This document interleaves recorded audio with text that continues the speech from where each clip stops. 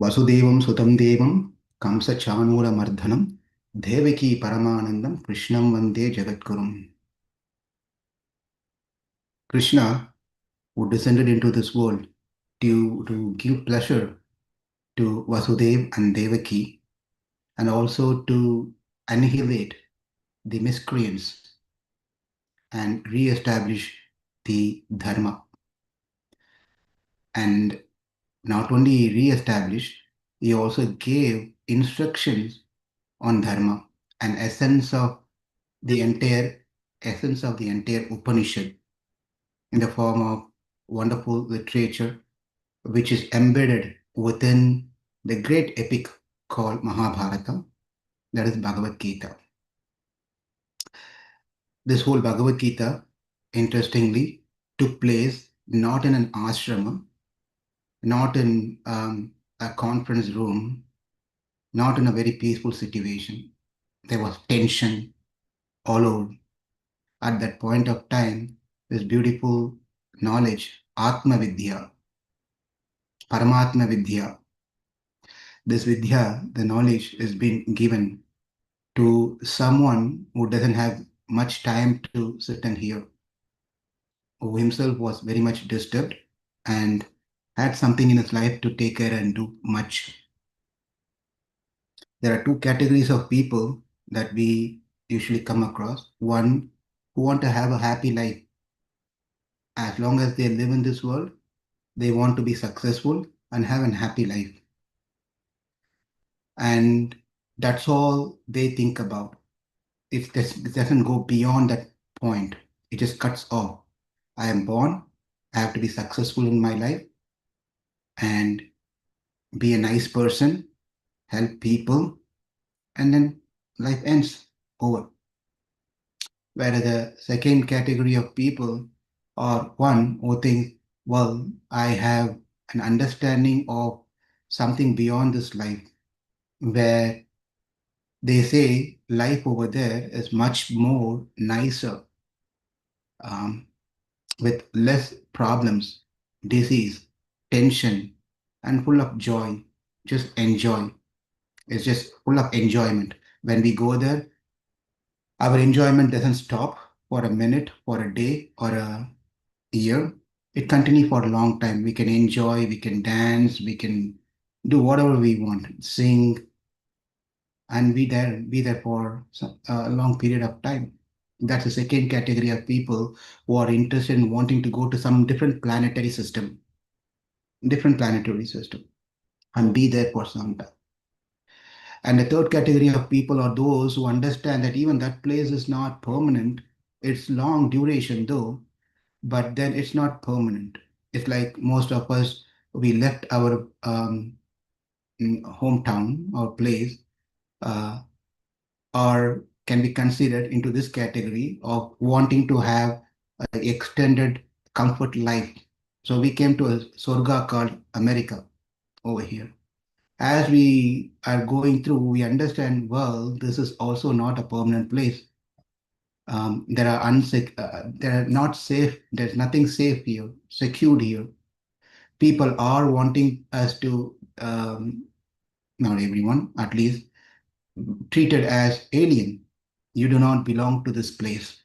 So you got to be getting out of this place. So it's the same state of what when we go to the higher planet or different planetary system, they do not see that we belong to that place. So they want us to be out as soon as possible. The third category of people are one who understands, well, why should I go to that place where I'm not being welcomed? Let me go to, you don't want to go to someone's house where you're not welcomed, do we? We don't, right? You have an invitation and the invitation is genuine invitation, then we go to their house. If not, then we don't feel like going there. We don't feel like going there. So these places are a place where we are not welcome so much. So the third category of people understand, well, now why can't I go to a place where I'm being welcomed wholeheartedly, wholeheartedly. So that place is a place where we go, we never have to come back. Mm. And when we set our mind that I'm done with this program over here of taking birth again and again and again and again and again, enough of this. I tried.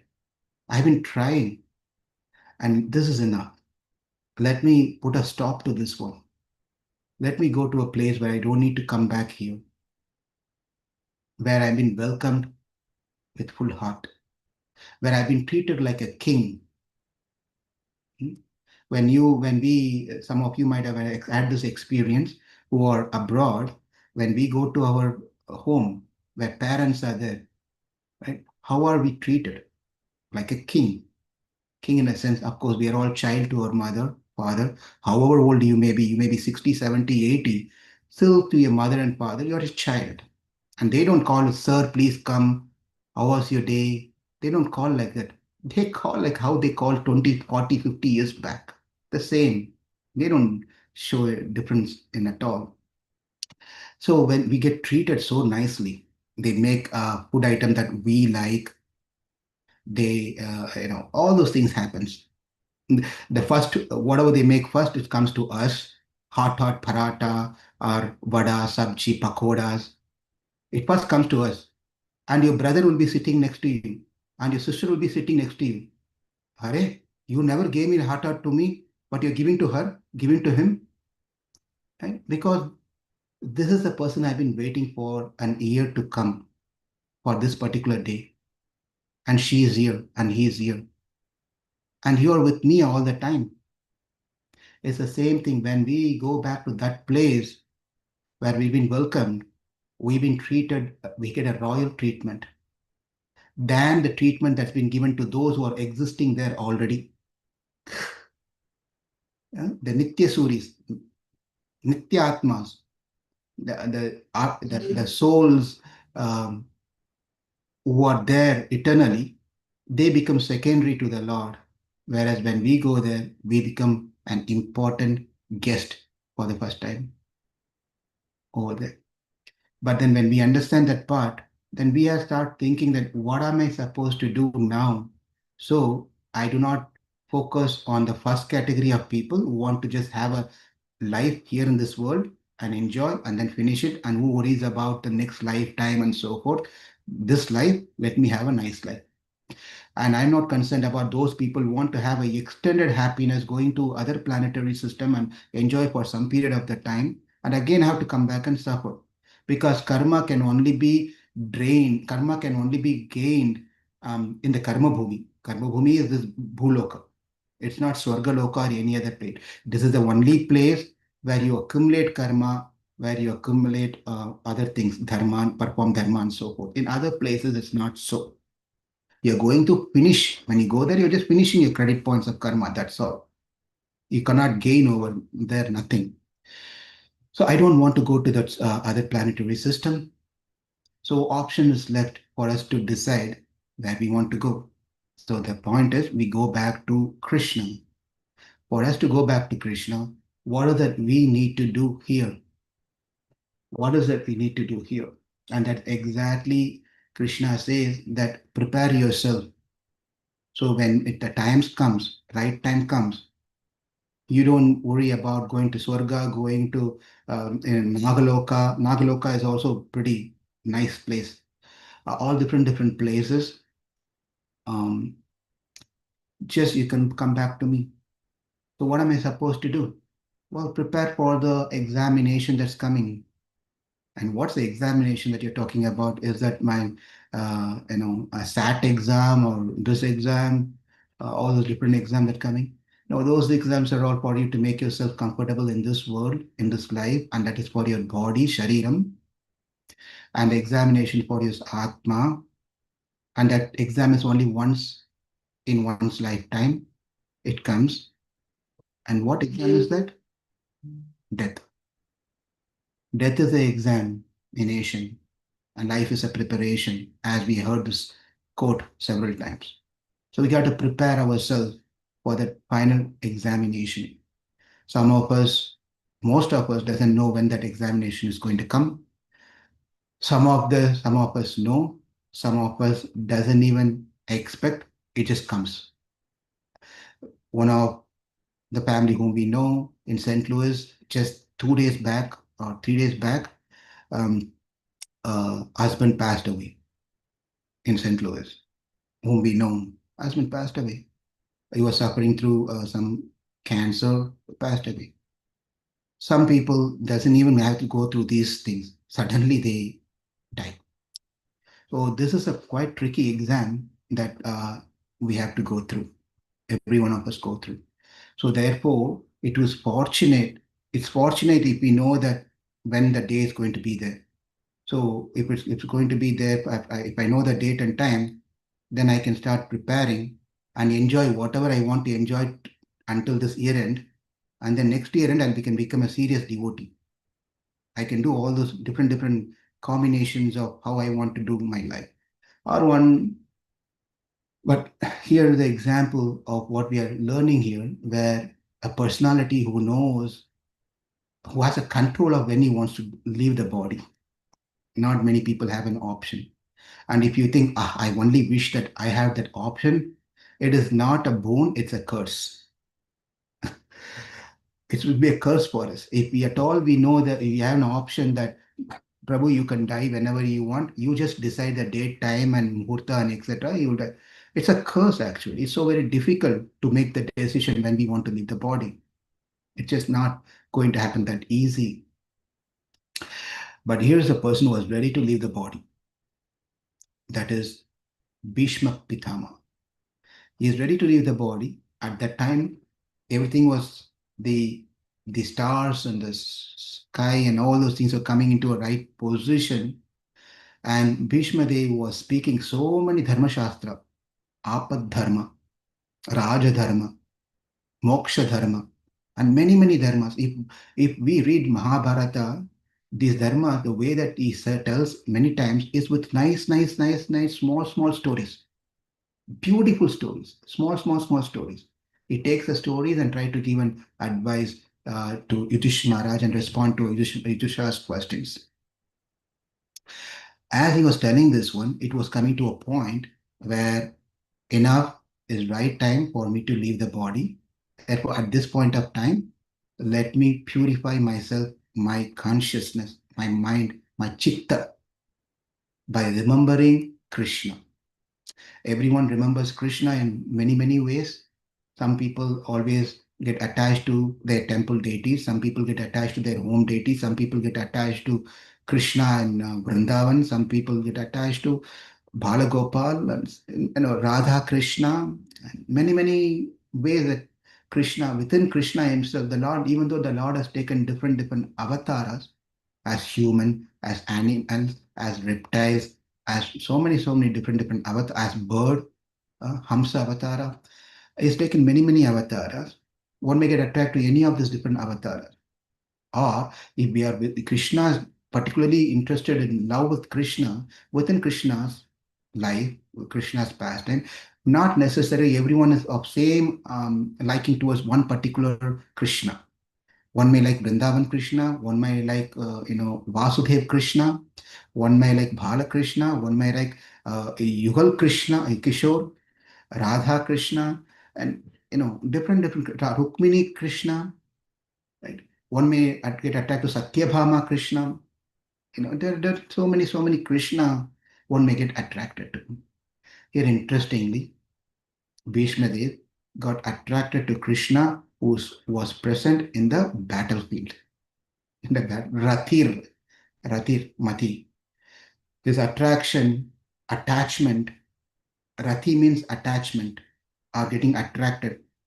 Raga and Dvesha. These are the two things we should avoid that Krishna says. Ragam and Dvesha. Raga means not Sangeeta Raga, Carnatic music or Hindustani Raga, Bilahari, so forth, Mohana Raga. It's not like Raga means attachment.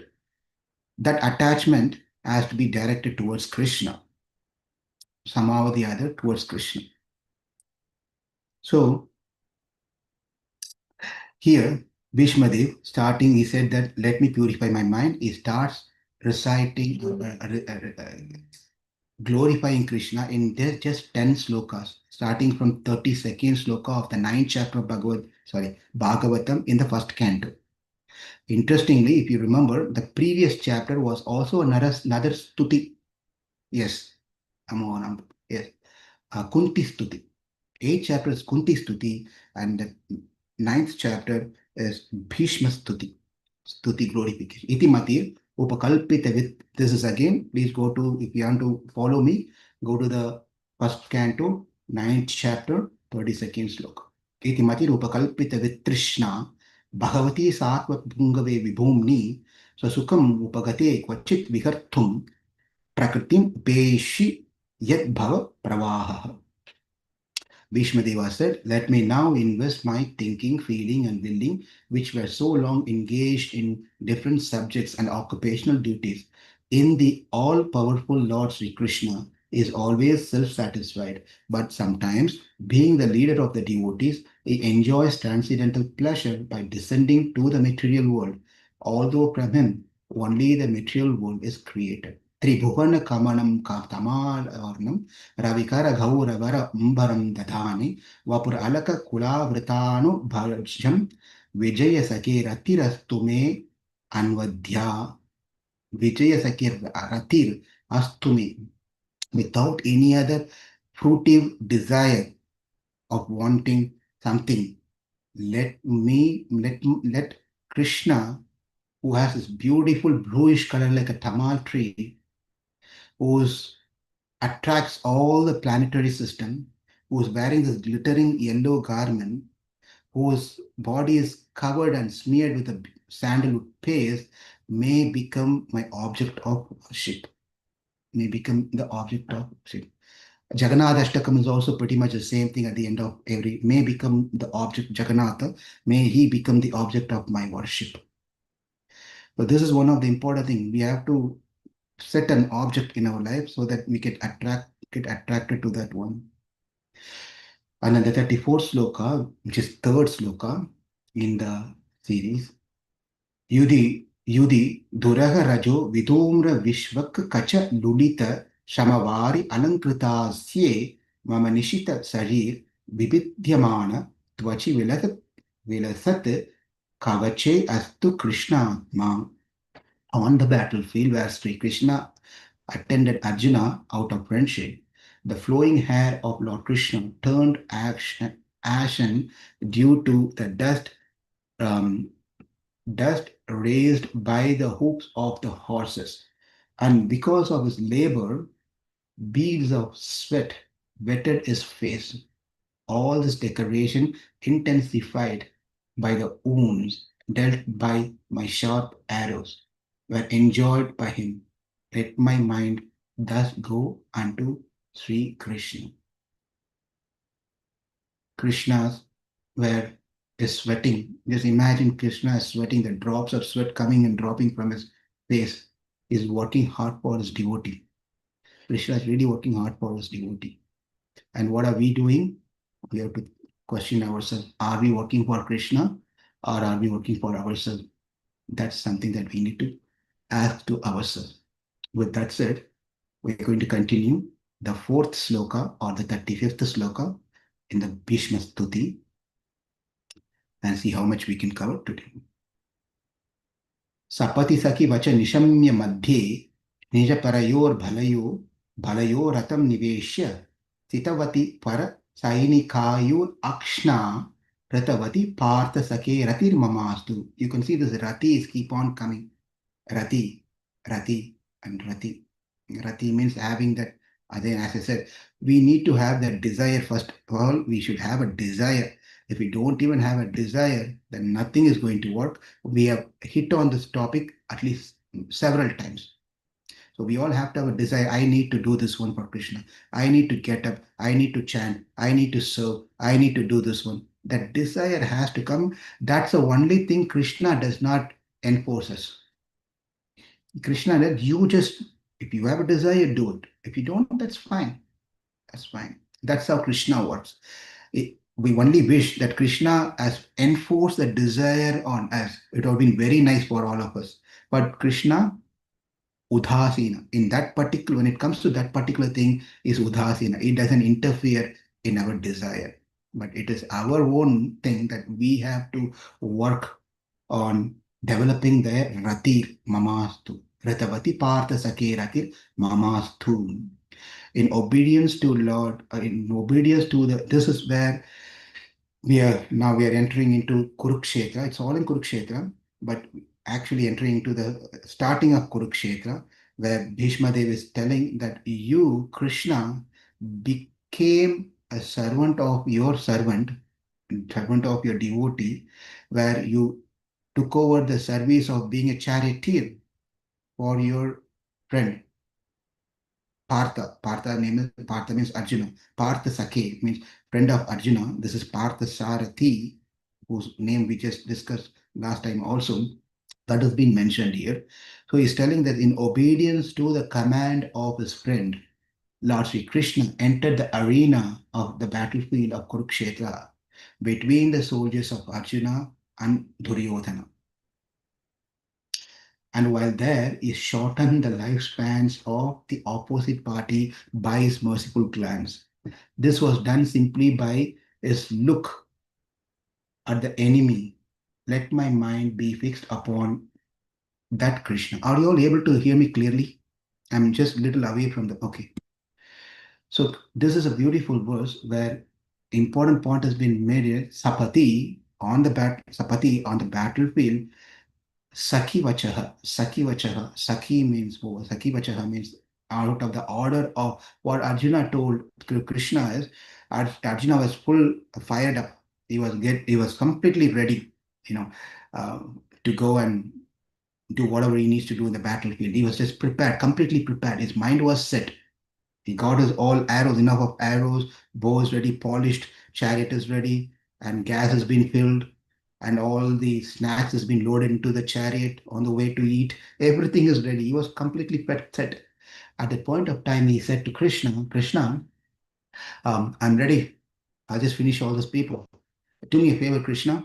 Senayor Ubhayor Matye Ratam Stapaye Me Achyuta. He said, just do me a favor before I get started. Just take me to in the midst of this army in the battle. I just want to see who are all have come here. It was an unnecessary request. You know who's present there very well, and you know why you've come there. And what is the necessity for you to go and check out who's there? It is not at all needed. But he requested this to Krishna, take me there so I can go and check who will come there. So Krishna, as another smart, he made a smart move where Arjuna did not say that take me to that location and stop over there. He just want to see who are all present over there. Middle does not necessarily mean over in the center point. It could be anywhere. Middle can be from where you stand. Middle can differ, right? So instead of going to some corner, Krishna could have gone to and stood in front of Duryodhana, or he could have gone and stood his chariot in front of Dushasana, or he could have gone and stood in somewhere near some other corner or some other place. Mm. But then he went and stood his chariot in front of Bhīṣma Drona Pramukhataha, in the front of Bhishma and Drona. That's where the problem started. Interesting. See how smart Krishna was. It's easy, right? If you don't like someone, you speak bad about that person and you will hate more that person. If I, if say, anyway, you understand this point. I'm not want to get into this thing. So you don't, it's easy. So if you want to increase someone's anger, you speak and show that person photo.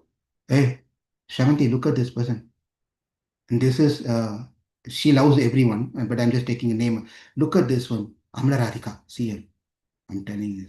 She said, oh, why, Prabhu? Why are you showing that picture? I don't want to look at her face. She will never say that one. But I'm telling you, it's easy for me to make her angry by showing the picture of someone who she doesn't like.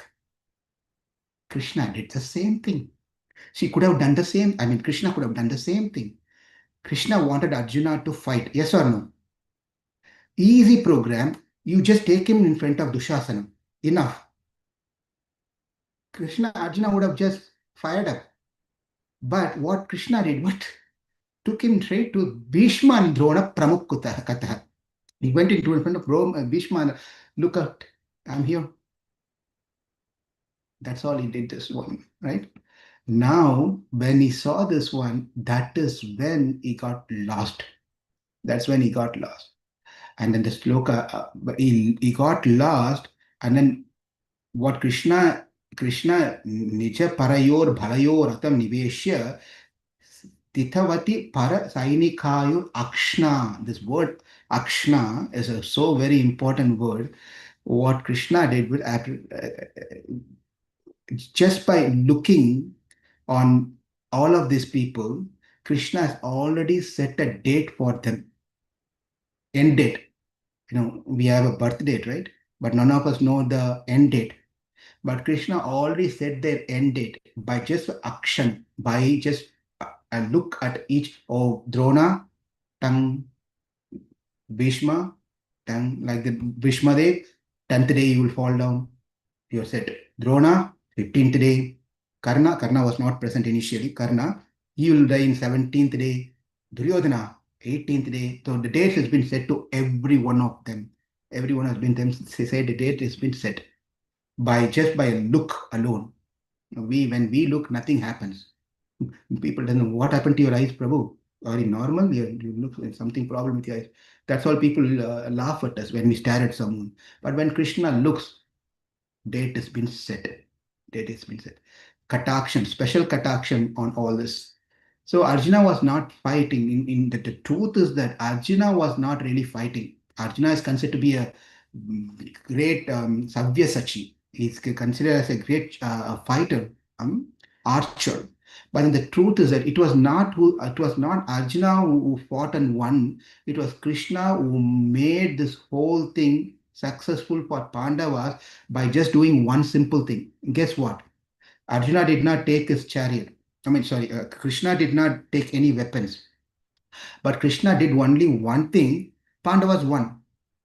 Can you just sit in one place and make things happen? Just like that. To start some business, you're going to just keep on sitting and start thinking, now I'm doing marketing. The flyers has been sent. The YouTube channels have been uploaded with all the ads. Let's glorifying. I have so many subscriptions. So many people have just keep on meditating. The business goes up. Will it happen? It will never happen. You got to do action, man. You got to do something.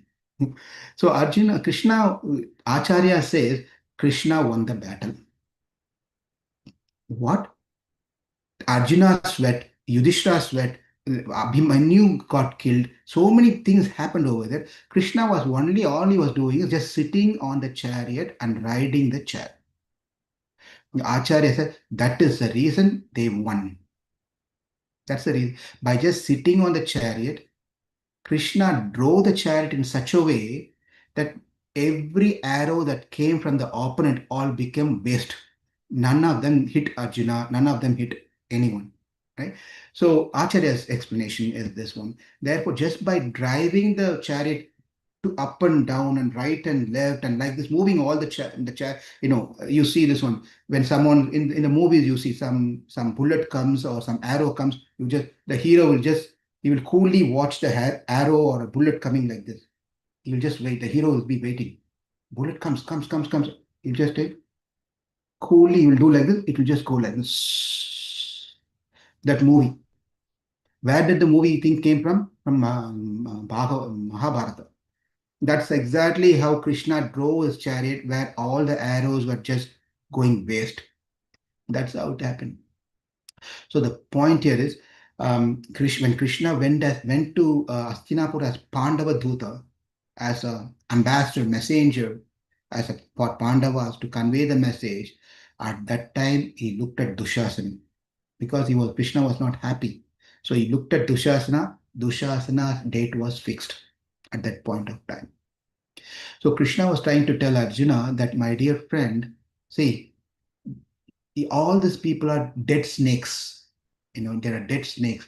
Sometimes people do this one. What they do is someone will hunt the tiger or cheetah.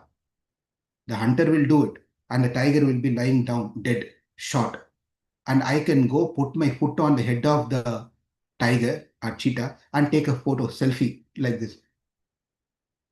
You do that job, Arjuna. All you have to do is, all these people are dead already. I already finished them. Just take a selfie with them as if you killed them. That's all you need to do, actually. That's all you need to do. So Akshna, but the same thing is that it is also Krishna who sets date for all of us. Those who are in love of Krishna, we are all also in love of Krishna, but our love is not pure love, it's a mixed love. We have other loves also, loved ones also, plus also Krishna, right? That's how our love is. But those who have unalloyed, undivided love towards Krishna, they also want to have their date set. This is an important point. If you remember in our karma chart that one time we did, you remember the Sharanagati Kasharvaka, and in that we saw that two types of surrendered soul, um, Dripti and then Arti. Arti Prapanna, Dripti Prapannas. Arti Prapannas are the one who cannot wait a moment in separation of Krishna. They say, I am surrendered to you. Why are you making me wait in this world for another 10 more years? I'm done. What is the use of you making me to wait for 10 years, 20 years, 30 years? You just take me right away. Enough. Those are the people, Arti Prapannas. So when we have such a love, Krishna, the acharyas and great saints, they say that my dear Krishna, you said gave date to Bharata. How much years you gave? 14 years you gave. I will come to you, come back in 14 years. You gave date, set a date to Mother Sita, 10 months. 10, 10 months. And then you gave a date to time to Devaki, 10 years. I'll go to Gokulam, and then I'll come back to Mathura in 10 years. And then you gave time to Gopikas. You go in the morning to the forest of Vrindavan, and you said by evening I'll come back.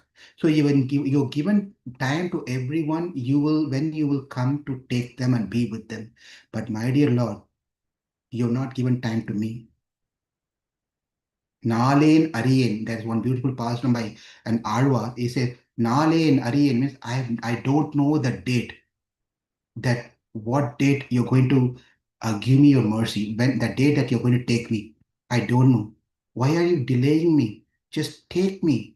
I've already surrendered to you. Why have to go through all this different thing? So when we surrender, when we all surrender, this is the truth, but I'm sure you may agree to this one. When we surrender to Krishna, how do we pray? Just think about it. Take just few seconds. My dear Krishna, I surrender to you. Let this life be my last life. After I leave this body, I don't want to take any more birth. I want to be eternally serving you in spiritual world. Most of the prayers are like this in this context, that I surrender to you. Let this life be the last time. After I leave this body, let me come back. Yes or no? Just, let me see if you all give a thumbs up or you have a different opinion. Yes? If you're not even thinking like this, at least you will think in these lines, correct? Yeah. Okay. Uh, okay. I see some thumbs ups here. Very good. So, but you see, there is a catch. If you notice that in that prayer, there is something which is very fishy. We are also conveying a message to Krishna. I am surrendered to you, my dear Krishna. I am praying at the end of this life. Let me attain you. We are not praying, my dear Krishna, I am surrendered to you. Please take me right away. We are not doing that. Is anyone praying like that? Krishna, I am surrendered. I am performing Sharanagati unto you. I am a surrendered soul. Immediately, right now, take me. If anyone is doing that one, then we can't have words to express about that person. They are great souls. Arti Prapannas, they are great souls. But we don't do this one. We want to live in this world. As long as we can have this life, we live happily. And then after that, we finish everything. We want to go back to Krishna. And Krishna is asking, why can't you come now? And that time, just imagine, make it a little dramatic here. Krishna, when you say that Krishna, At the end of this lifetime, I'll come back to you. And Krishna, just imagine Krishna is having a conversation with us. He's asking a question. Hey, Lal, why can't you come now? Uh, Krishna, just some task I have pending task. I just moved into this place. I still have to pay off payment of the mortgages there. Some things are there. My daughter has just got into the sixth grade.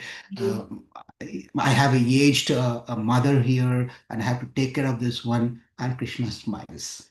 Krishna smiles. So, oh, okay, I understand. So you are thinking you are taking care of all these things, correct, Lal? You are taking care of all these things, correct?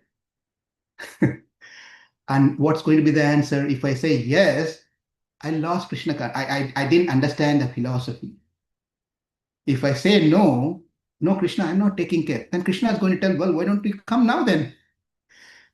We can understand from this our consciousness of how we are, how, in what level we are. This is just, this is reality.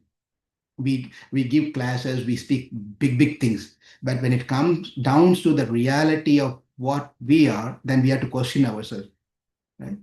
Um, but Prabhu, why do you then give class? Why we have to hear? This is all just to re-emphasize ourselves to come to that level of being detached. We are not there, but by keep on speaking in the association of devotees, hopefully by the mercy of Krishna, we will get there where we say that Krishna, I'm ready. I'm ready. Because I thought I'll ready by 2025. I thought I'll finish this one. When I finished my commitment, now I realize something else is there I have to do in 2026. This is never ending program until we go to the bed place, deathbed. It's a never ending program. It's complete keeps on coming, right?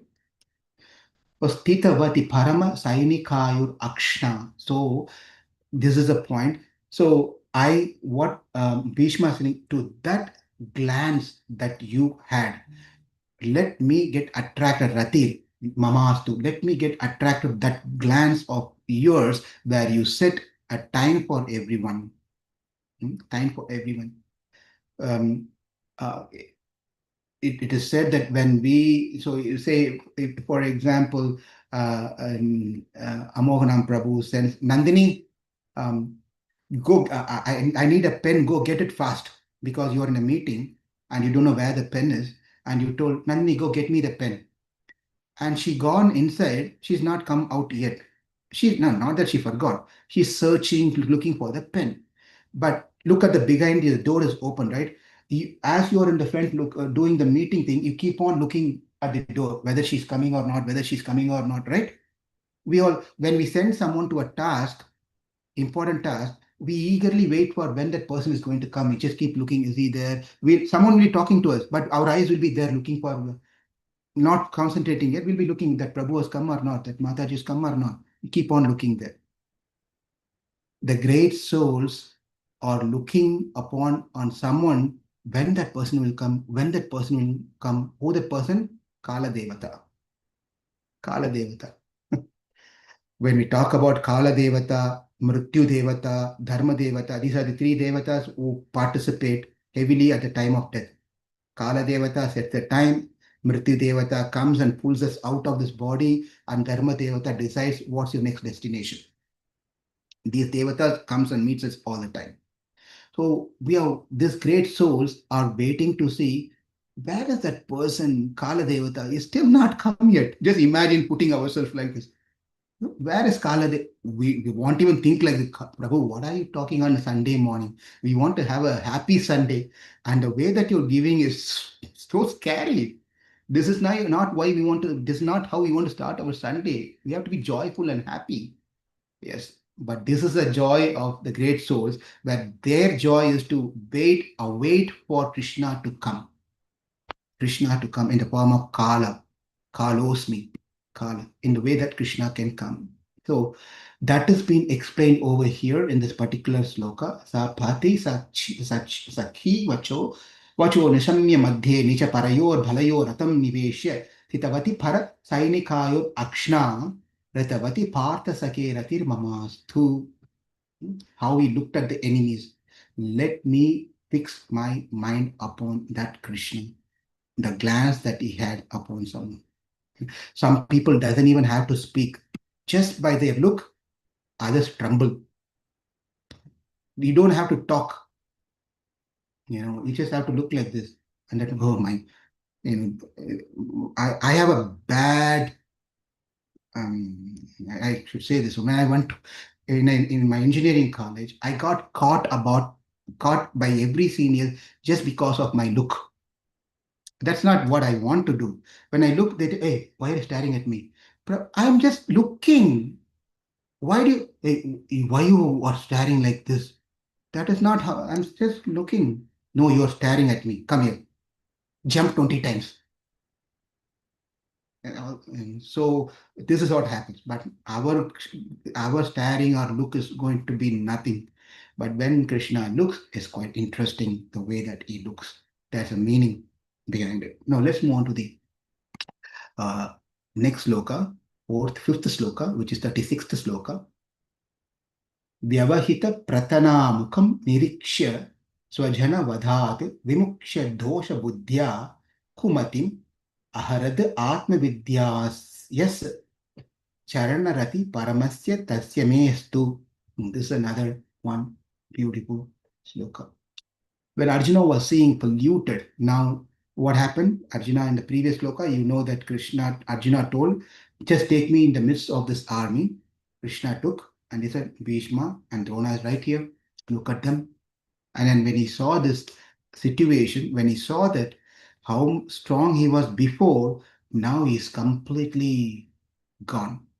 Standing, Vyavahita, standing at a distance, when he saw this thing, his mind got polluted.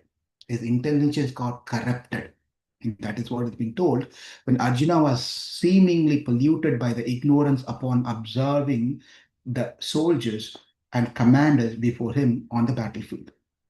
The Lord this is the first part of the sloka, Vyavihita Pratana Mukam Nirikshya Swajana Vadhatu Vimuksha Dosha Buddhya. That's the first part of the sloka. Dosha Buddhya Kumatim. Until that part, where Dosha Buddhya means his intelligence, Buddhi, become faulty, polluted. And Kumatim, Mati means again knowledge, or you can also say intelligence. Sumati means good intelligence or good knowledge. Sumati, sometimes we have hear this name called Sumati, right? Sumati means good, wise, a person who has wisdom, good knowledge. Kumati, Kumatim means poor fund of knowledge. This is poor fund of knowledge.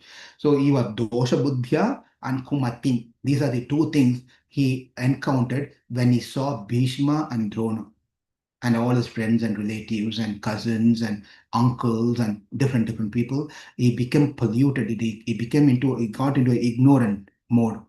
Right? At that time, what happened? Kumatin, aharatam atma vidyas. Yes, atma vidya. At that time, you, my dear Krishna, you gave him atma vidya. You spoke about atma vidya. Charana, to you who spoke the Atma Vidya, to your feet, lotus feet, Charana Ratihi, let me get attracted, my concentration, let your lotus feet become my object of worship. Paramasya tasya me astu. Let it be so. Let it be so. So, translation. When Arjuna was seemingly polluted by ignorance, upon observing the soldiers and commanders before him on the battlefield, the Lord eradicated his ignorance by delivering transcendental knowledge by his lotus feet. May his lotus feet always remain the object of attraction. So that is exactly what we Krishnam Vande Jagat Kurum. Krishna has given such a treasure for all of us in the form of 700 slokas in Bhagavad Gita. If we have not read Bhagavad Gita, then we have wasted our life. And should not be waiting for us to become to some age to read Bhagavad Gita. And we should not be waiting for to teach our children Bhagavad Gita right from when they are young. They don't need to know the meaning of the verses. Definitely not as they are young. All we can do is try to teach them the slokas, Teaching them the slokas is the first important thing, because as you get older, it becomes very hard to read slokas and memorize slokas. It's become difficult. As days goes, it's difficult. Therefore, when the children are young, they can, believe me or not, they can just observe the sloka so easily. The pronunciation and how this, it's just so amazing, right? So, and Neeraj and Rechna came here a few weeks back here, and their kids were reciting. I just have to tell them the chapter name. That's all. Hey, can you tell Arjuna Vishada Yoga? That's all. I don't even have to tell them chapter one, Arjuna Vishada Yoga. I can just tell them that can you recite Akshara Parama Yoga, Parabrahma Yoga. Parabrahma Yoga means it's eighth chapter. Taraka Brahma Yoga is another name from eighth chapter. Can you tell Taraka Brahma Yoga? We don't need to tell them chapter name. They just recite fluently. Very interesting. And for us, it's so very difficult to do all those things, because as we go older, it's challenging. Therefore, let's make sure that our children are reading Bhagavad Gita and learning Bhagavad Gita slokas. It's important. Don't worry about the meaning and all those things. That's all comes later. That's all comes later. It's okay for them to just recite the sloka to start with. Hmm? Anyway, so the point here in this particular thing, when he stood in front of them, his intelligence got corrupted, his mind got polluted, then he don't know what to do. He was just totally lost at that point of time. And that is when Krishna started speaking 18 chapters of Bhagavad Gita non-stop, starting from Arjuna Vishada Yoga, Sankhya Yoga, Karma Yoga, Jnana Yoga, Karma Sannyasa Yoga, Dhyana Yoga, Jnana Vijnana Yoga, Akshara Parabrahma Yoga, Rajavidya Rajaguhya Yoga, Vibhuti Yoga, Vishwarupa Darshana Yoga, Bhakti Yoga, 12th chapter is Bhakti Yoga, and then what's the 13th one? Kshetra Setrajnya Yoga, or it's also called as Prakriti Purusha Viveka Yoga, 14th chapter, Guna Traya Vibhaga Yoga, 15th chapter, Purushottama Yoga, 16th chapter, Daivasura Sampad Vibhaga Yoga, 17th chapter, Shraddha Traya Vibhaga Yoga, 18th chapter, Moksha Sannyasa Yoga. 18 chapters is all about yoga, yoga, yoga, yoga, yoga. And most of the yoga schools doesn't even speak any of these things, where Krishna has given us the 18 chapters of yoga that we can follow. When he saw, Arjuna saw this in the front of him. Who was standing there? Acharyan, Mathulan, Bhratrin, Pitrun, Pautran, Sakim Stata. These are all the people who are standing there. Guru, grandfather, teachers, that's Guru, is fathers who are equal to his father, maternal uncle, brothers, cousin. That means people are like sons, grandsons, friends, father-in-law, and all the well-wisher. Quite interesting. The well-wisher were also present there helplessly over on the other side. When he saw these people, he started trembling. What is it? Siddhanti mama ghatani mukam cha parishushyati. He said, when he saw them, his body started quivering and mouth was drying up. Vepatuscha sharire me roma harshacha jayate. So his hands were standing on the Gandhivam Samshita Hatstva, is the Gandhiva bow which he had in his hand, it just slipped off from his hand. Please understand, Arjuna is not an ordinary person. From for him, body is shivering and quivering, and his mouth is drying up. And the hairs were standing on the end. Is the Gandia, which he never let it go, slips from his hand. His skins were burning, and he started telling Krishna, Nakankshe Vijayam Krishna, Nacharajam Sukhanicha. Krishna, enough is enough. This is too much for me. I give up. I give Nakangshe. I don't want anything, Krishna. I don't want anything. I don't want victory. I don't want the Rajyam, the kingdom. I don't want any sort of sukham that comes out of this Rajyam, happiness. I don't want anything. By doing so, Krishna, he said that I'm going to go to hell. By killing these people, I'm going to go to hell. I'm destroying the family tradition. I'm destroying the family tradition. So he started giving points after points after point, starting from the first chapter of Bhagavad Gita, entering into the second chapter of Bhagavad Gita, where he started telling that Krishna, this is not right thing to do. I'm not going to do this one. And he dropped the arrow, dropped the bow, and came down and sat like this. And then he looked at Krishna. Krishna, Karpanya dosho savata pava swabhava prachami tvam dharma samuda chetaha. And then he said that, my dear Krishna, yet chayas, I don't know what is right. Shyam nishchitam bruhi tanme. He said, I don't know what is right thing to do at this point of time, Krishna. I'm completely confused. Completely. At this point, Shishyateham sadimam tvam prapannam prapati sharanagati. At this time, I become your disciple. I become your Shishya. You as my guru, please instruct me what that is good for me. That's all he said. Tell me those things which is good for me. Only tell those things which are good for me.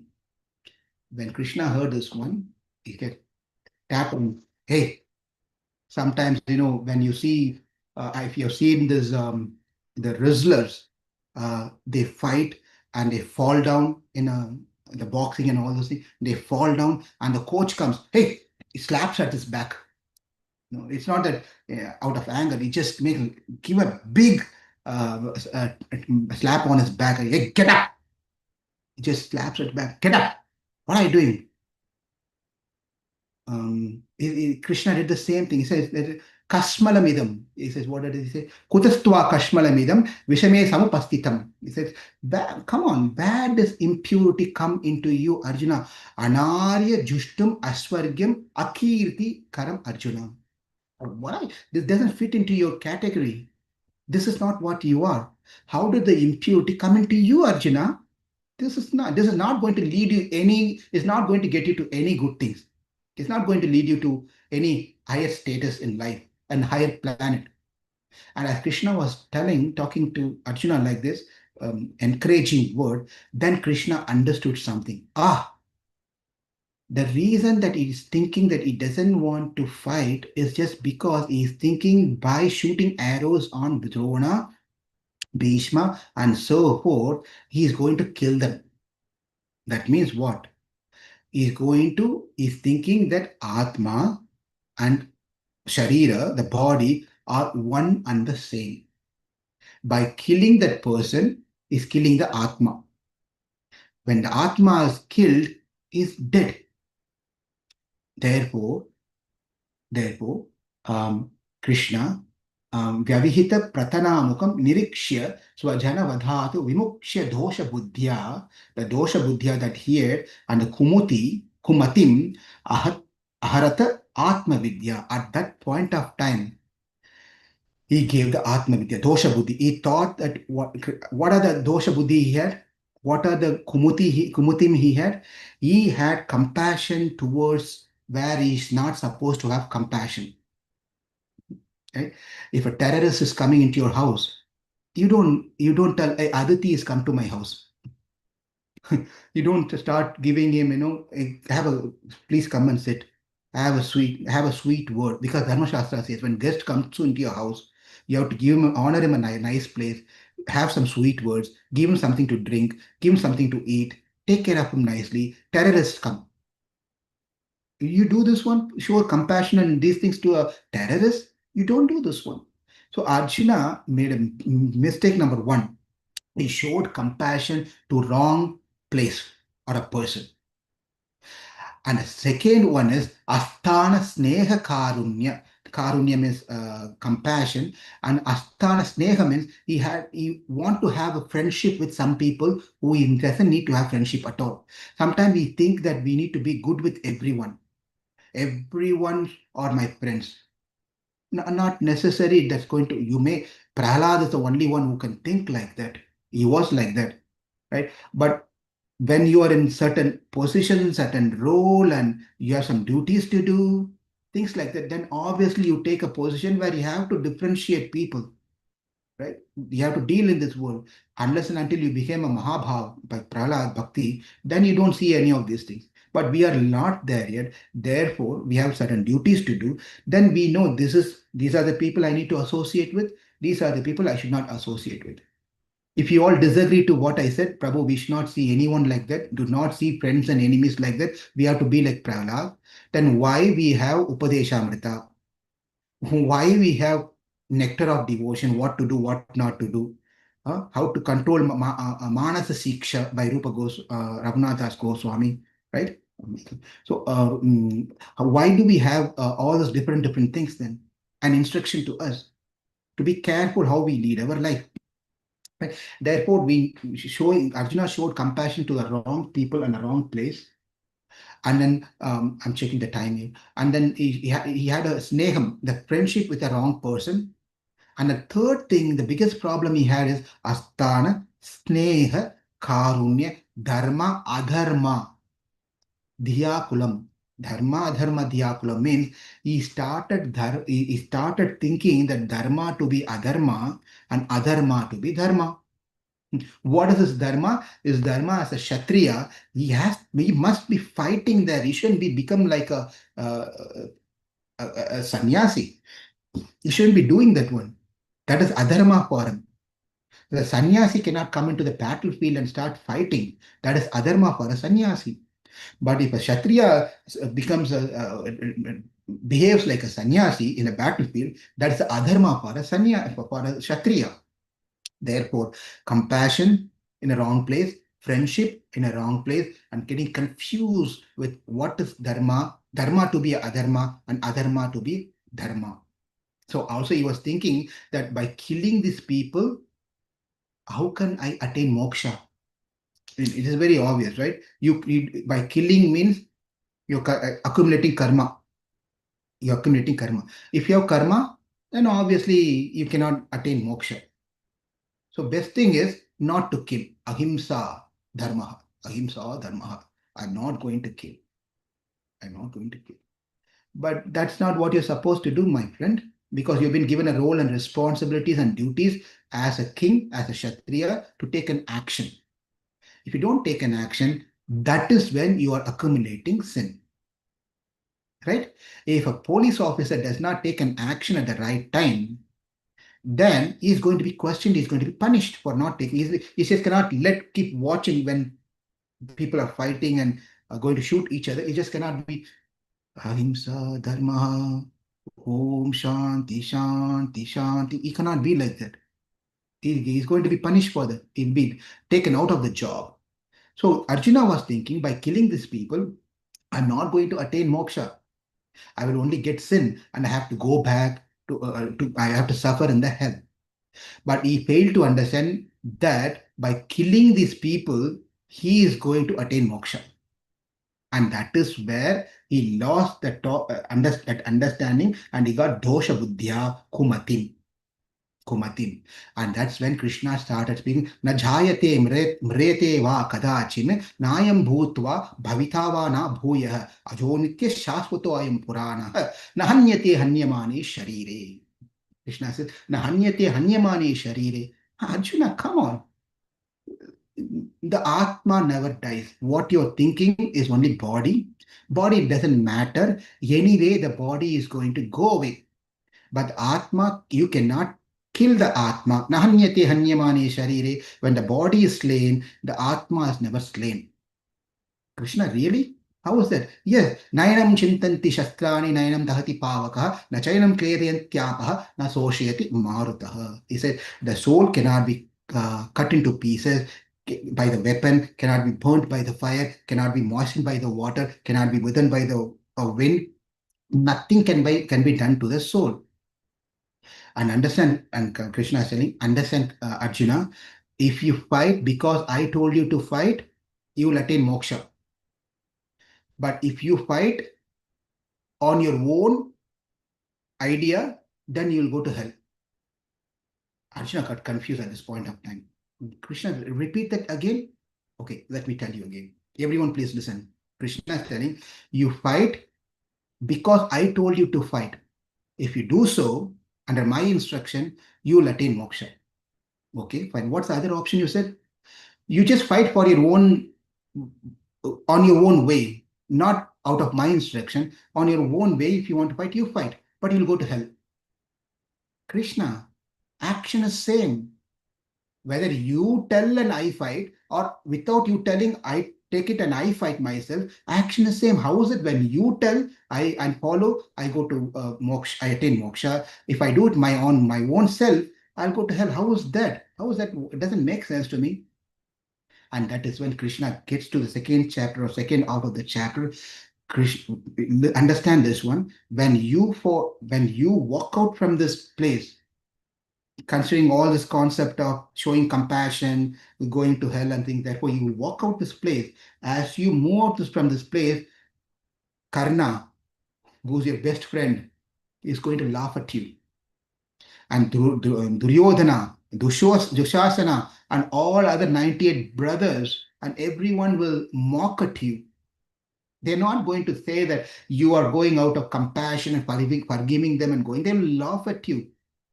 And what you're going to do as a Kshatriya, the Kshatriya Vasana, the Kshatriya Guna is within you, you're not going to be quietly walking. You will turn around and come and fight with them and kill them all. Yes or no? Arjuna said, yes, I may do that one. But I'm killing them, Krishna. Yeah, but then the program that you took is out of anger, out of revenge, and all those different things. When you come back, you're not doing as a duty, but you're doing out of anger. When you do that one, you will accumulate more karma. Well, okay, that makes sense. And how about your program? I kill them, but under your instruction, if I do that, and that becomes karma yoga, chapter number 3. Krishna says, chapter number karmani evadi akar evadikaraste ma phaleshu kadakshana ma karma phala heturbhur ma te sangastu akarmani. Krishna says, you do your duty as karma yoga. Do not think that you are the doer. Do not expect anything in return. Do as a duty. Do not take everything to be yours. When you do your duty in this way, detached, and that is called karma yoga. Chapter 3 starts. And then okay, that's fine, but how is that going to take me to moksha? Well, when you do this one by in a detached mode, when you do your duty, then chitta suddhi takes place. A purification happens inside as you do this one. And as you do this one, that will lead you to the next stage in the ladder called jnana yoga. You will become a jnana yogi at this point of time. And as Krishna was talking about this thing, Arjuna said, well, what do we do in jnana yoga? Don't do anything. What do I have to do when I become a jnana yogi, Krishna? Don't do anything. And not to fight? No. At that time, you cannot fight. Do I have to pay my bills? No. No bills paying, no taking care of anything. Do nothing. Really? Yeah. And why don't I take up that now, Krishna? Why have to do this karma yoga and then do jnana yoga? Why can't I take up jnana yoga right away? Arjuna, you're not ready yet. You're not purified yourself to take up jnana yoga. Jnayase chit karmanaste matha buddhir janardana. Krishna, why don't I take it right away? Why are you asking me to engage in this what is it? Karmani ghore mam. Tat kim karmani ghore mam. Niyojayasi Keshava. Arjuna says that why you engage me in this ghastly warfare? Why can't I take up jnana yoga straight away? Because you're not purified yet. When you go and take up jnana yoga, when you go and sit for dhyana at that point of time as a jnana yogi, you will be thinking about what Dushasana did for your wife, what the Duryodhana did for your brother Bhima, giving poison, what the Duryodhana and others have did when you are in the house of lack, set the fire. How they all those different things will come in your thought. You're not going to be in peace because now you're not ready to do jnana yoga.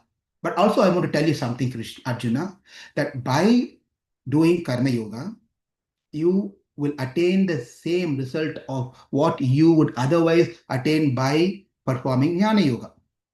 That ends third chapter. Krishnam Vande Jagatgurum. Just imagine what Krishna has given this beautiful knowledge to Arjuna, to all of us. And he moves to the fourth chapter called Avatara Rahasya. Avatara Rahasya. And then Krishna and Arjuna asking question to Krishna. Krishna, did you take any special tuition classes? Because you and I are of same age. How is that you know so much? And I don't have any of this understanding. Did you go to special classes or something? Join some tutorial schools and then you gain some knowledge? How do you know all these things? Aparam bhavato janma param janma vivashvataha.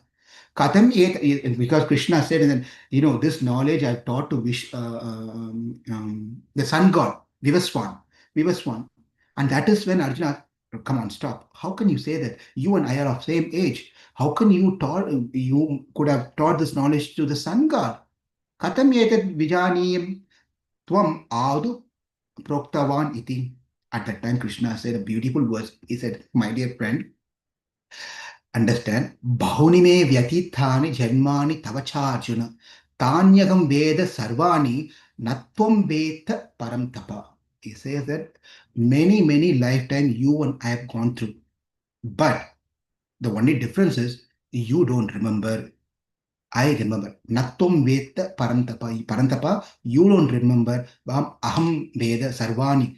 I remember everything. Not only what happened in the past and what's going to happen in the future also, I know. And that is when Krishna opens up a secret to Arjuna, who he is, why he is descended into this world. Paritranaya sadhunam vinasaya cha dushkritam dharma samsthapanarthaya sambhavami yuge yuge. And then he goes into the next chapter, fifth chapter, where Krishna explains further details about how one should perform the karma yoga, nishkarma karma, how one should perform for karma yoga. And he ends this fifth chapter by saying, Bhoktaram ikyatapasam sarvaloka maheshanam surdam sarvabhutanam nyatvam mam shantim richati. He said, I am the well-wisher. Every sacrifice comes to me. I am the person who is fully conscious of everything that's happening. I'm the supreme lord of all the planetary system. I'm the, he goes on. The one who understands these things attain shanti, attain peace from the pangs of material miseries. And then the sixth chapter, he goes into the dhyana. He explains about dhyana, how one should perform dhyana, how one should control the mind, and different like Shravanti was saying in one point, she mentioned in the sixth chapter how this Ashtanga yoga has been explained. And yesterday we saw Pratyahara, we saw the Pratyahara, we saw Dharana, we saw Dhyana, we didn't see Samadhi. Samadhi is nothing but Vashikaranam. Vashikaranam means where the Lord get captivated by us. He get locked into our heart. That stage is called Samadhi. Like like how Hanuman is, unless and until Hanuman releases Ramachandra, Ramachandra is not going to be going to someone else. Hanuman has to release. Likewise, what happens is the Lord get completely bound by the love of the devotee, and that is Samadhi. Samadhi. Lord get completely captivated by this person. And as part of Ashtanga Yoga, and there is also called Yama, Niyama, Asana, Pranayama. These are the four things we didn't see yesterday. Yama, where what are the things? Yama and Niyamas, what are the do's and what are the don'ts? Brahmacharya. Yama means the things that one has to do is follow the brahmacharya. Brahmacharya means, so that means Ashtanga Yoga is only for brahmachari, not for gragasthas. Right? Brahmacharya means celibacy, right? Following celibacy in one's life. That's not what it is. Ashtanga Yoga is meant for any ashram, not only for brahmachari ashram. It's meant for any ashram. But then when you follow the Dharma Shastra and lead your grahastha life accordingly, and that person is also known as brahmachari. He doesn't. He follows the Dharma Shastra. In short, when to be with his spouse, his wife, and when to think of progeny, and when to unite with with his wife, and when person follows these strictly as per the Dharma Shastra, and that person is also called as brahmachari. So the Ashtanga Yoga is meant for any ashram. Ahimsa. What are the other things? Himsa. Himsa means one should not torture anyone, even by thoughts or by words or by action. One should not give trouble to others. That is called ahimsa. Not to give. We don't become a problem for others. Let them be. If I cannot do anything good for others, at least I don't become a problem for others. Not everyone can be a great soul where we are born to help others. Not necessary. But at least you don't become a problem for others. That is possible, right? So you don't be helpful for others, but I cannot be helpful. I can be a problem for you. That's not good. At least don't be a problem. Ahimsa cha satyam. Satyam means truthful. In whatever we are doing, trying to do, don't have duplicity. In front, Hare Krishna, Hari Bol, excuse me, Prabhu, Hare Krishna, Prabhu. And then the real nature is not that. When you go home, you start jumping up and down and screaming with family members and shouting and yelling and beating and hitting and doing all. This is not what we are. So we have to be Satyam also means that not having duplicity, being truthful in what we are trying to do, accepting our what we are and trying to work towards the higher things. Right? Accepting what we are or trying to impose ourselves to be someone else is also not good. That is also not truthful. We accept what we are and then move up slowly, truthful. Asteyam means do not steal others' things. When you don't want to steal others' things, same is steal. Asteyam means do not eye on someone else's property. Mm, Someone else car or someone else toys for children for that matter and someone else spouse for that matter. And this is a serious matter. Someone's get attracted to someone else's husband, someone else's wife. This is all too bad. Stay keeping away by this mentality wanting to steal something. Astayam. Aparigrahan means not getting involved in unnecessary activities, keeping away unnecessary. Sometimes people we see they sit like this, they don't have anything to do. They keep biting their nails. Tuk, tuk, tuk, tuk. They don't mind who's sitting next to you. They just tuk, tuk, tuk, tuk, tuk, tuk, tuk. Everywhere prasadam. Mahaprasadam directly comes from their mouth with a nail attached to that one, a piece of nail. You don't do that one. Or keep on pulling the nails and keep on doing something with the hair. You know? All the things are unnecessary things and we shouldn't be doing that which has no productivity. We should try to avoid doing those things, anything for that matter. It's not going to help me by doing this one. I'm not going to do that one. Aparigrahan. This is yama. And niyama are swadhyaya. Swadhyaya means one has to have a habit of reading scriptures every day, reciting slokas every day. That's called, there are three things called Nitya Anusthana, Nitya Aradhana, Nitya Anusandhana. Nitya Anusandhana means every day we read, recite slokas of Acharya. There are so many Ashtakams are there, so many names of Vishnu Sahasranamam is there. Bhagavad Gita itself there, one chapter, or some few slokas. So Nityanusthana means reciting the scriptures. What does it say? Nitya Anusandhanam, Nityanustandhanam means where you reciting this. Nitya Aradhana means every day performing Aradhana to the deities and performing Nitya Anushtanam, performing whatever you are supposed to do on a daily basis, starting from Sandhya Vandana. If you are second initiated, chanting the Gayatri Mantra right on time, chanting your rounds, all this called Nitya Anusthana. The Swadhyaya, Saucha means being clean. We all try to be clean ourselves by external things, by taking shower.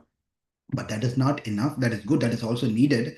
But then by words, by our thoughts, by our action, try to being clean. What we think, we speak. What we speak, we do. This is called three in sync. Hmm?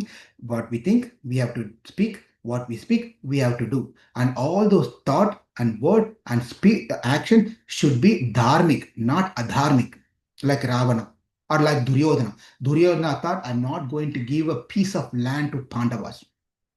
He said, I will not even give a place where you can a pin.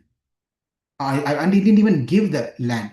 So he was also his words, his thoughts and words and action were in sync, but adharma in adharma. That's not what we want. So we have to be in dharmic. Our thought should be in dharmic thought. Our word should be dharmic, and then our action should be dharmic. That is second one, saucham under niyama, and santosham, santosha, being content with what we have. This is a very important point. Many of the time, we always try to compare what we have with others. It goes to the extreme point of even start comparing our children with other children. That happens because most of us are gragastas here. So many people, my child, I wish I had a child like that. It is not child's for a problem. First of all, we need to understand something here. We got our child based on our karma. If the family situation happens, it doesn't happen just like that. Our spouse, our children, our father, our mother, everything we have to be in certain package so that we can drain our karma. That's all. Sometime we might have done a good karma where we get children, amazing children, superstar, amazing children, where we start enjoying the children of having such children. Sometimes we have children so difficult. Krishna, why? I did my 16, I did my 50 rounds of chanting before planning for the kid. Garbhadhana samskara, I did. Everything I did. Why? That's how things works. But we do our duty, but sometimes things out of our control, we accepted Krishna Prasadam. Therefore, santosham is not that we try to, we can be santosham by not trying to compare what we have with someone else. Someone else. It's a disease. It's one type of disease to the mind when we try to compare ourselves with others. That may even come into being a devotee. Or devotee, in one sense, is nice to see. I want to. We always pray. Let me have a drop of bhakti of what Prahlad has. It is nothing to do with comparison out of envy. It is seeking for the blessings and mercy of the Lord that this devotee is wonderful. Can I also, my dear Krishna? Can I also have a little bit of that bhakti in me? That is different. That is not comparing ourselves. What happens is when we compare in a material standard, when we compare, look at that devotee. Everyone praises him. He is so good. She is so good. I will also show myself. Next time, I am going to cook Sunday feast program and prove myself that Mataji is nothing in front of my cooking so that everyone can understand how I am. So that previous Mataji would have just made some dal sabji, some halwa and papad, and that's all. But everyone would have glorified so much. So the next Sunday, the another Mataji or Prabhuji comes, he makes chapan bhog to show that how great he is. That person only did only 5 items. I'm doing chapan bhog. Now see what happens. And that is not good. We are not going to be happy by doing this thing. Hmm?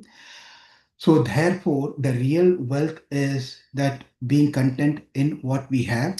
That is the third point is niyama, swadhyaya, saucha, santosha. And then the fourth one is tapamsi. Tapamsi means austerity. We need to have austerity in our life. Happy Sunday, 7 o'clock.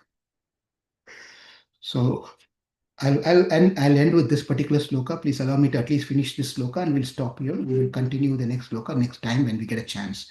But let me finish this sloka. Please bear with me. So, tapamsi means tapasya. One must have austerity in one's life. Human life is to perform austerity. Um, I'm trying to recollect a sloka from Srimad Bhagavatam where Rishabhadev gives an instruction to his son that how human life is meant to perform an austerity. Beautiful sloka. For some reason, it's just here, it's not coming out. Is perform an austerity. Life is meant to perform austerity. It's not that I will eat and what is it called? Like Anantha Prabhu said in the casino while he was driving, eat, drink, and play. It's not like that.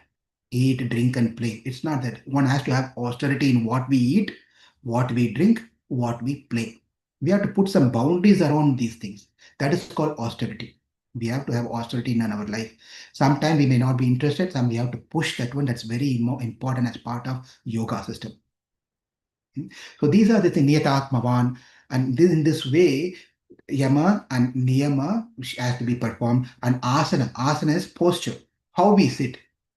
How we sit is very important thing for our own health purpose. So when we do certain chant, when we do chanting, when we're sitting and hearing for to lectures, and we are in a here we are in a very relaxed mode. So I'm not telling that Prabhu sit properly, straight, back straight, just relax for this one. But in general, when we are attending classes in the temple room and things, how we sit, you know, all those different things that when we're chanting, how we are sitting, all those things that really matters. And then obviously asanam, what is it? Yama, niyama, asana. And then the fourth one is pranayam. Pranayam, breathing exercise. Now everyone is getting into this breathing exercise. Is our yoga ma'am is here? Yeah, yoga ma'am is here. So pranayam, asana. Actually, I shouldn't be talking these two things having heard. Hope she forgives me. She knows everything. And that's why I'm just cutting short on these two topics. You can understand. I'm trying to escape. Otherwise, if I say something wrong, she will catch me. Asanam, follow Hari Puja Devidasi. Pranayama, follow Hari Puja Devidasi. And that ends the lecture sloka here. That's the easy way for me to escape, not to make myself into problem. Yogi Ram, then he speaks about this woman in the sixth chapter. And in the sixth chapter, he finishes saying the last sloka. योगिनाम अपि सर्वेषां मद्गतेरन्तरात्मनां श्रद्धावान भजते यो माम समे युक्त तमो मतः. He said of all the yogis, who is the greatest yogi is one who is intimately united with me. That is my opinion. He is the greatest yogi. He says this one, 6 chapters are over Atma Vidya. He started with Atma Vidya and then he went to how to attain the Atma Vidya is by performing Karma Yoga, and the Karma Yoga will lead you to the Jnana Yoga, and that's how he finishes the 6 chapters of Bhagavad Gita. And then after understanding you are the Atma, you are not this body, you realize the self-realization comes that you are Atma. Atma is Nityam, it is not Anityam. It is full of Jnana, it's not Ajnana. It is full of santosham, it's full of bliss.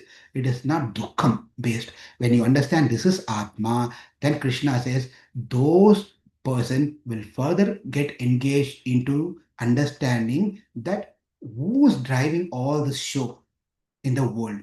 Then he's trying to understand this through something should be higher than all this Atma. There should be some Ishvara, someone up above all of us who's making sure everything is happening correctly. And what is that? That's spoken in the 17th chapter, understanding about the Ishvara Tattva. Right? The Bhakti Yoga starts from the 7th chapter of Bhagavad Gita, where Krishna says there are 4 types of people who do not come to me.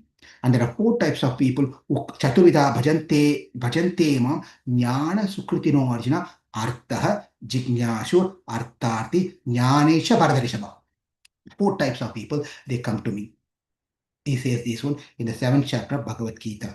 After finishing the 7th chapter of Bhagavad Gita, therefore, with the bhakti, when you are in the bhakti, when you remember me at the time of death, you will come to me. And that is the 8th chapter of Bhagavad Gita. Antakale chamam eva smaran muktva kalevaram. He says, at the time of death, smaran muktva kalevaram. Kale means this body. When you leave this body, antakal, at the time of death, when you leave this body, when what you remember at the time of death, that is exactly what you will attain. Therefore, you remember me, you will attain me. And that is the 8th chapter of Bhagavad Gita. And then he went to the 9th chapter of Bhagavad Gita. This is where Krishna speaks about Swa Mahatmyam, glorification of himself. Krishna throughout at this until this point, Krishna is being talking about one should not have ahankar, one should not have ego.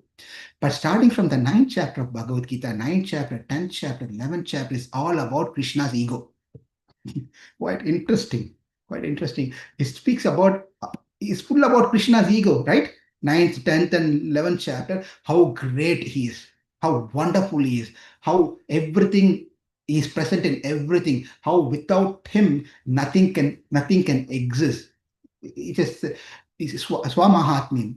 I can, sometimes we also get into Krishna's mood and tell Prabhu, you know what I have done to St. Louis. You know what I have done here. You know what I have done to this temple. So this is called Swamahatmi. We get into the mood of Krishna of ninth chapter of Bhagavad Gita. We embed into, oh, my glories. I am so great. But it is not about our Mahatmyam. It's Krishna Mahatmyam. Krishna has all rights to do so. Because Krishna is the only one who knows in and out of everything. Because if you want to know something, you have to go to the person who knows everything, who has been existing for a long period of the time to know the history of something. If I have to know history of ISKCON of St. Louis, then I have to go track to the. It took when we did the 50th anniversary of ISKCON St. Louis.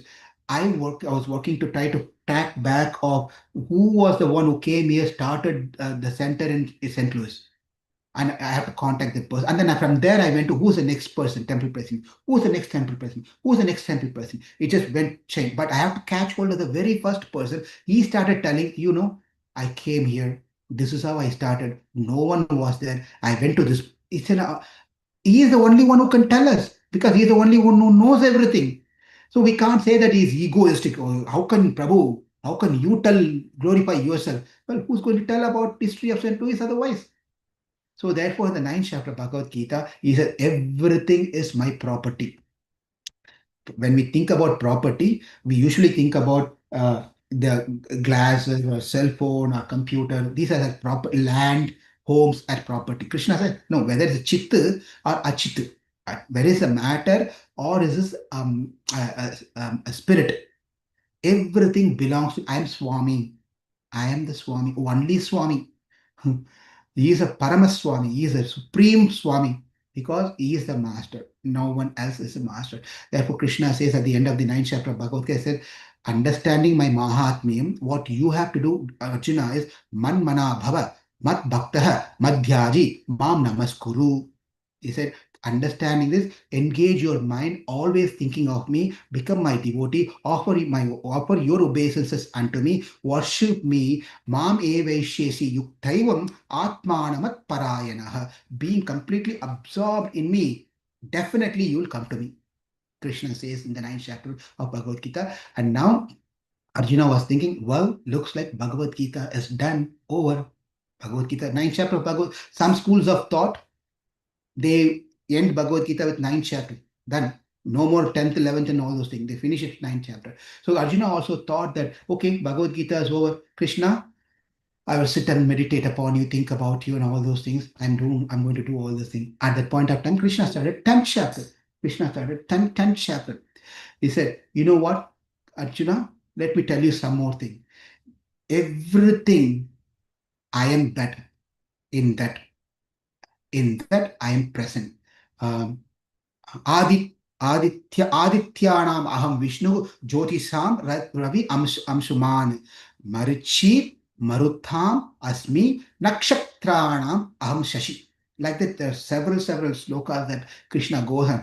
I am Vishnu among Aditya. I am Vishnu among many among Marut, I'm Marichi, Nakshatra, I'm Sashi, and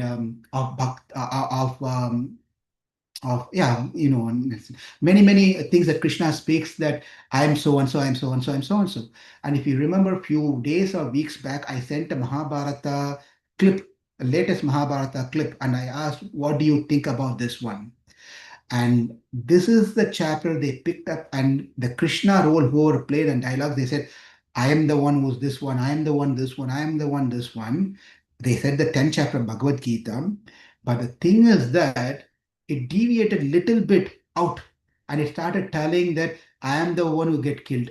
I am the one who suffered. I am the one who have to be burnt into this one. I am Ashwatthama who got chopped off. That was an extreme case of missing out the point that that's not what Krishna is trying to tell in Bhagavad Gita 10th chapter, according to our school of thought, Vaishnava school of thought. It's not. That school of thought is different. So here the point is what Krishna is trying to say, everything is part and parcel of me. When actually Krishna said, I am Aditya, I am Yama, I am Indra, I am Arjuna, I am everything.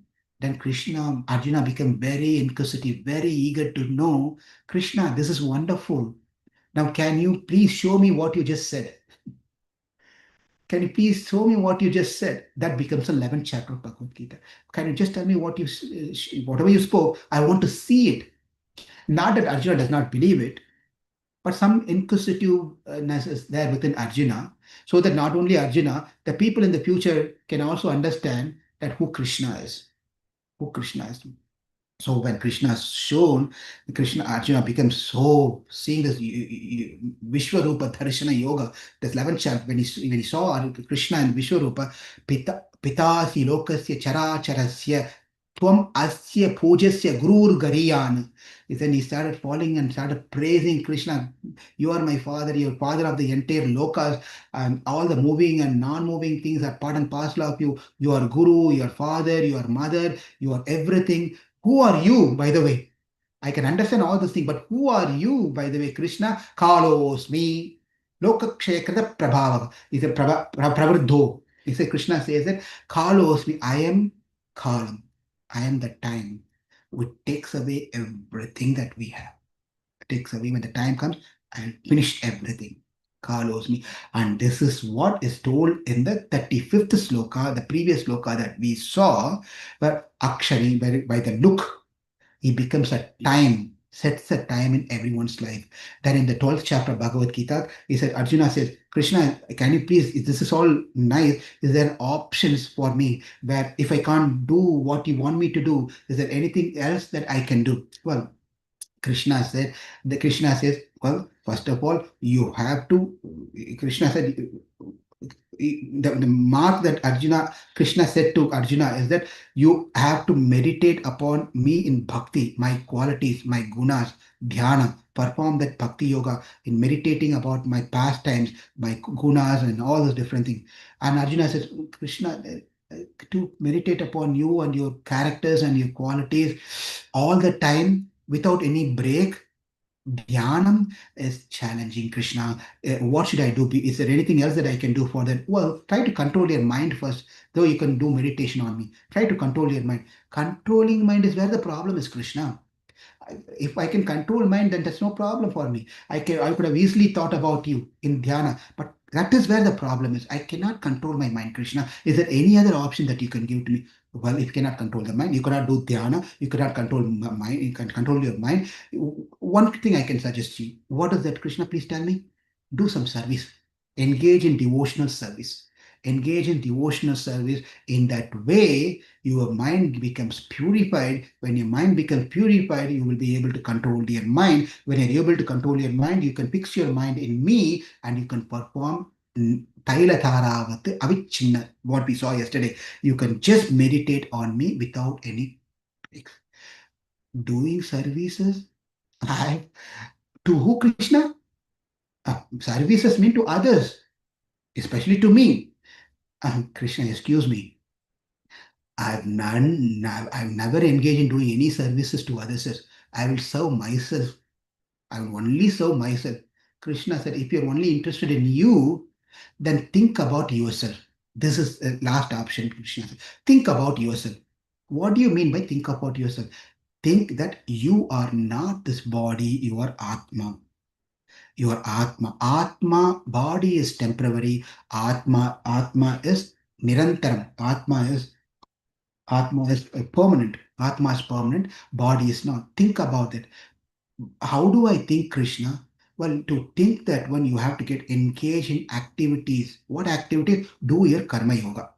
Oh, what happens when you do karma yoga? Your chitta suddhi happens. What happens when chitta suddhi happens? Then you'll be able to do services nicely without any interruption. When you do that, when your mind get controlled, when your mind get controlled, then you can think about me 24 by 7, 365 days. So rest of your life done. 12th chapter of Bhagavad Gita.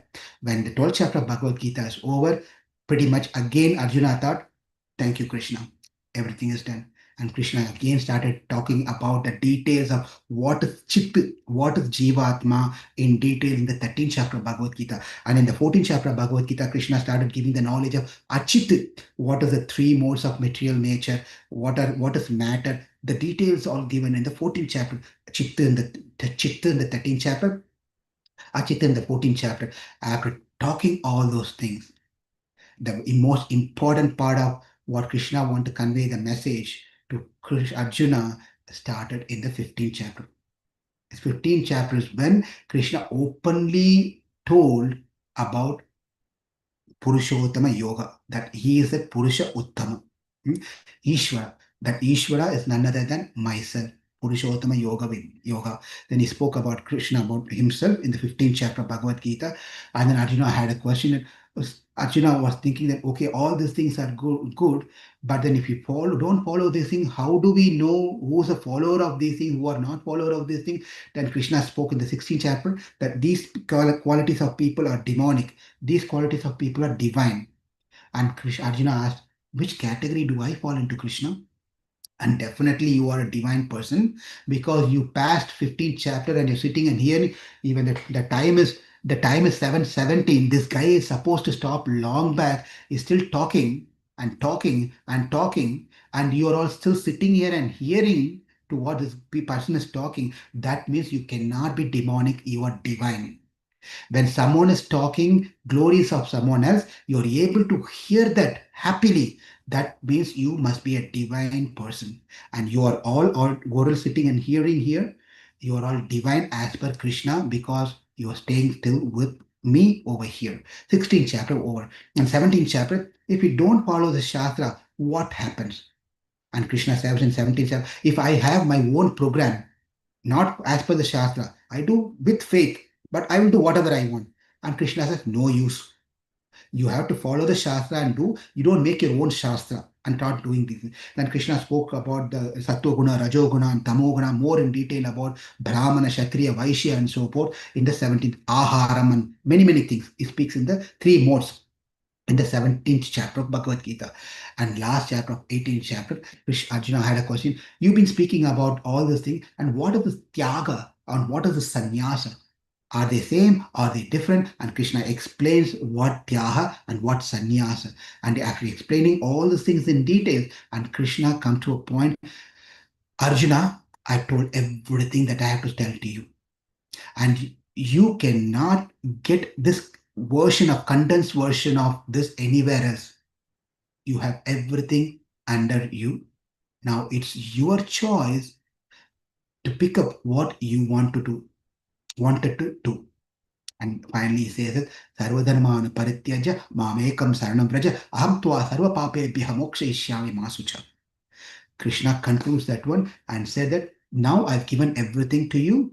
You do whatever you want. You do whatever you want. When Krishna said you do whatever you want, it does not mean that you should not take it that I can do whatever I want now. No, what Krishna meant is, I've given you karma yoga, I've given you jnana yoga, I've given you bhakti yoga, I've given you all these different yogas. Pick one of them that suits you from what I said and do that. That is the option Krishna has given. Krishna has a closed option. He's not opening the option in such a way that you can do whatever you want. He said, I've given all the knowledge. With this thing, understand the position where you stand, what your thing is, and accordingly start from there. Start from there. So Krishna said, so what you're going to do, Arjuna? And Arjuna, Karishya Vachanam Tava. He said, I will just do what you said, Krishna. I will just do what you, as your doubts have gone, is everything is clear. Do you have any more questions? And Arjuna said, no more questions. Things are crystal clear. I know exactly what I'm supposed to do now. And I will do exactly what you said. And the dosha buddhya kumatim went away by Atma Vidya. Yes, Aharat Atma Vidya. Yes, Charana Ratihi Paramasya Tasya Me Astu. Therefore, Krishna has given this knowledge to Arjuna, to all of us, to remove the durbuddhi, dosha buddhi, and kumati that we all have. To that Krishna, Charanam Ratihi Paramasya Tasya Me Astu. May my attention may get attracted to that Lord who spoke Bhagavad Gita, to his lotus feet. May my mind get attracted. Vyavahita Pratanamuka Nirikshya Swajana स्वजन विमुखस्य दोष बुद्धिया कुमतिम अहरद अहरद आत्मविद्यस्य यस आत्मविद्यस्य यस. So this sloka charanaratihi paramasya tasya me astu paramasya charana me astu paramasya ratihi paramas charana ratihi paramasya tasya me astu. And that ends the 36th sloka, which is fifth sloka in our sequence. Thank you all very much. And we'll continue this. Next slokas, beautiful slokas are coming up more as we see. And we'll talk. Thank you. I don't know. We have to have question and answers. Already 7:22. But if anyone wants to, please go ahead. We'll take another few short minutes. Anyone has to say anything?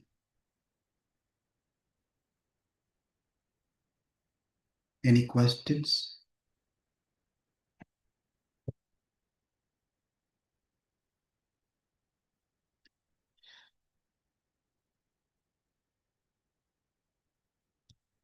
Okay. If there is no any questions, please meditate on these 5 slokas that we learned in this weekend.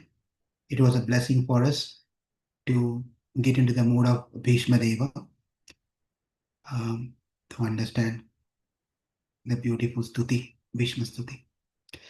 And we'll continue this again next week. Thank you all very much. You all have a wonderful rest of the day. Happy Sunday and Sunday program. Hare Krishna.